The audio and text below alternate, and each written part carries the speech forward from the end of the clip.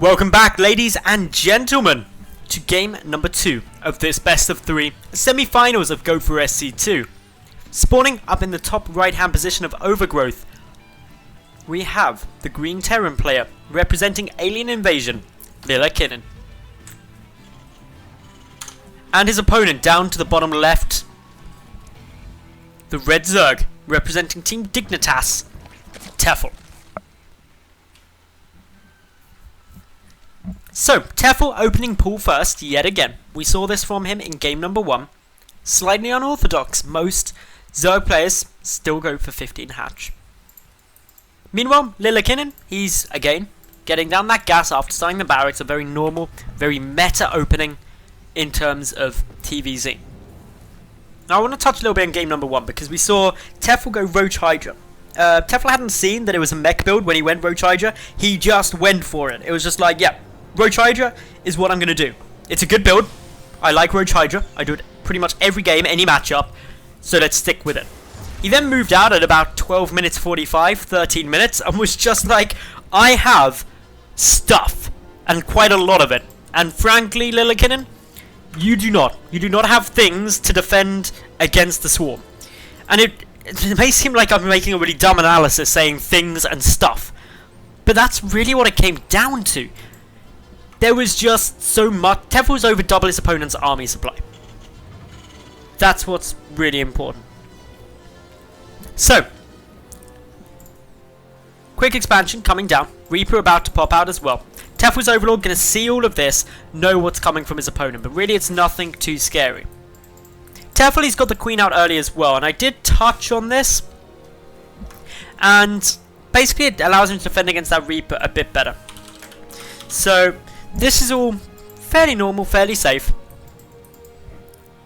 Quick little peek on anything else that's coming in. Yeah, SCV just happily going about his business. Not sure where the second one's going. He's just mining a little bit of minerals there, waiting about. First Reaper coming in though. Going to see really if any more damage can be done. Going to be trying to pick away at anything he can. Nearly gets that drone, just becomes an extractor in time. But yeah, the two queens should be able to zone out all of this fairly easily.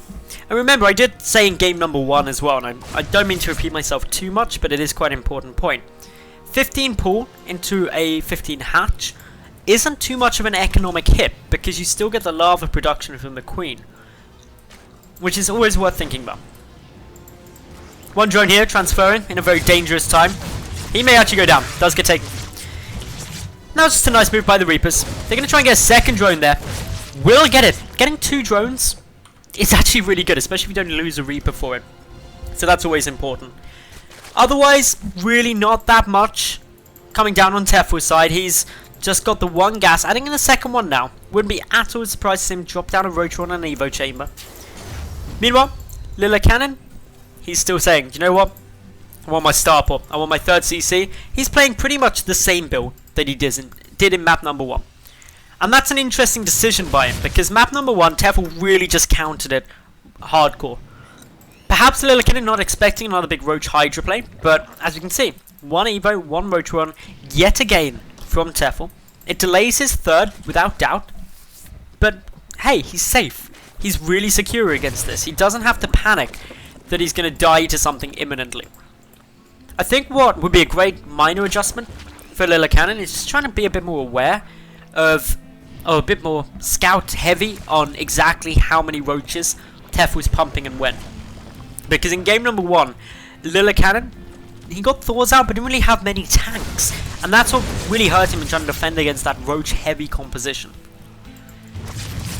So, 1 Reaper dies. That's a really massive pick off actually. Killing that Reaper reduces significantly how tanky this harassment force is against the queens.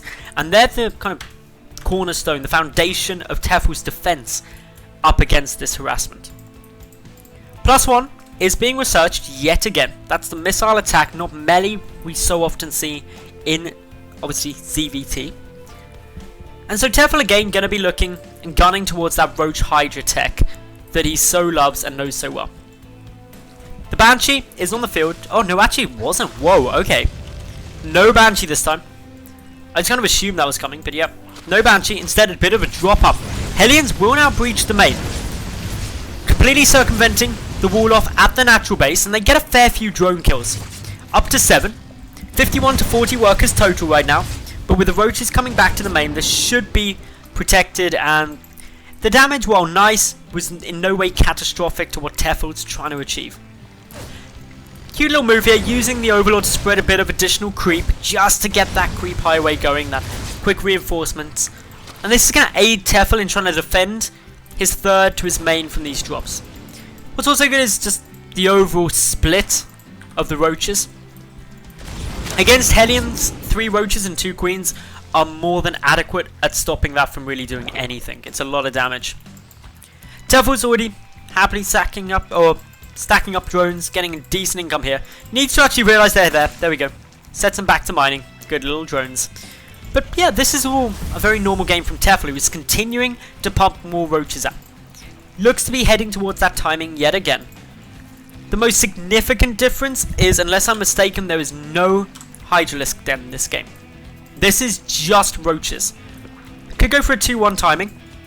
Certainly a good possibility. That +2 will be done in 190 seconds, so about 3 minutes.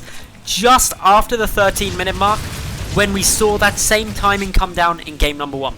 The difference is there was Hydras then. Are we going to see Hydras again? Looks like we will. Adding in now. Let's Hydra Den, I'm 90% sure is later. I'm pretty sure it's already finished when Tefel was at about the 20 roach count last game. And so he's got more roaches out early.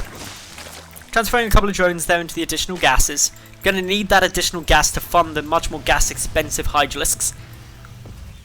Ooh. Quite interestingly, a double Hydra Den. Now, this may not necessarily be a misclick. Potentially. Like, this is a long shot, but it could be for the double Hydra upgrades. It isn't completely unheard of. Hellions still getting a nice little bit of damage down, up to 13 worker kills now. Tefel, however, he doesn't care. He's moving across the map. He's trying to get the kills. He's trying to get the damage down. Takes a lot of damage, though, because of that. Drones lining up pretty badly here. These Hellions racking up a huge number of kills. This is significant amounts of damage being done by the Hellions. They've now got up to 26 worker kills, but Tefel, he just doesn't care. He's going to try and end this game now. The tank count's significantly higher, though. Nor are there Hydralisks to help with this damage. The bunker just completing this wall off the repair, good. And Lillekanin defending this beautifully. Back on the roaches, they've already taken some big losses. The worker count leveled now. 59 or 61 now to 58. But in total, 26 workers have been killed. Full retreat having to be utilised now by Tefel, who just didn't get the damage that he wanted down. He also moved through before his +2 attack was complete. A great defense by Lillekanin, who's adjusted his build, as is obvious to everyone, by getting more tanks out rather than the Thors. So he's adjusting, preparing, and really showing some good thought processes in order to try and come back from that first defeat. Tefel, though, he's got his gold base coming through. He's really upping his production, transitioning into a later game style. Now, Roach Hydra is still the correct composition against mech. It's what you want to be doing. It's, for the most part, the right thing. What would be quite interesting to see is if Tefel identifies that this is only tanks and Hellbats at the moment, leaving an incredible vulnerability to Mutalisks. Another thing that's also quite important to note is actually that Tefel is one of the Zerg players who is not afraid of going Broodlords, which are so infrequently seen late game nowadays that I think that is a bit more unusual. Generally, you don't see many Broodlords in games. Up comes some Roaches, up comes some Hydras. Going to get a little bit of damage down now. A couple of Lings leading the charge. And while that might seem crazy, it's actually a really smart play by Tefel. Sending a couple of Lings up first soaks up a few tank shots. And that is nothing to be completely kind of ignored. A couple of tank shots gives your Roaches and Hydras a chance to close up the distance. Potentially gives them the opportunity to actually get the shots they need down. Tank coverage pretty much everywhere. Mass supply depot wall being constructed here. But the third is still slightly vulnerable. There's only a couple of tanks actually guarding it. Soon to be 3. But the Roaches and Hydras preparing for an assault. We've got Tefel nearly maxed. He is getting down the Hydralisk speed upgrade. Out of his first Hydra gem. He could have got them double, but probably didn't have the money for him. Tefel, though, considering moving forward, The tanks getting some good shots off, but Tefel just skirting around them. Got a nice spread. The tanks not all engaging. Couple of the back needing to edge forward. A big engagement now from Tefel. Gotta go through those tanks hard and fast. Able to clear the first wave of them. The second wave also getting a bit lower. Two at the back still getting some sizable shots off. Killing off these tanks is going to be difficult to resupply anytime soon. And if the orbital command dies, that's going to take even longer. This third, essential. Down it goes. And that third without it, hey, Lillekanin, he's suddenly lacking too much. GG's called with a flank from the side. Tefel, beautiful push in, moved just when he needed to. All sorted. 2-0 for Tefel, he advances on into the finals.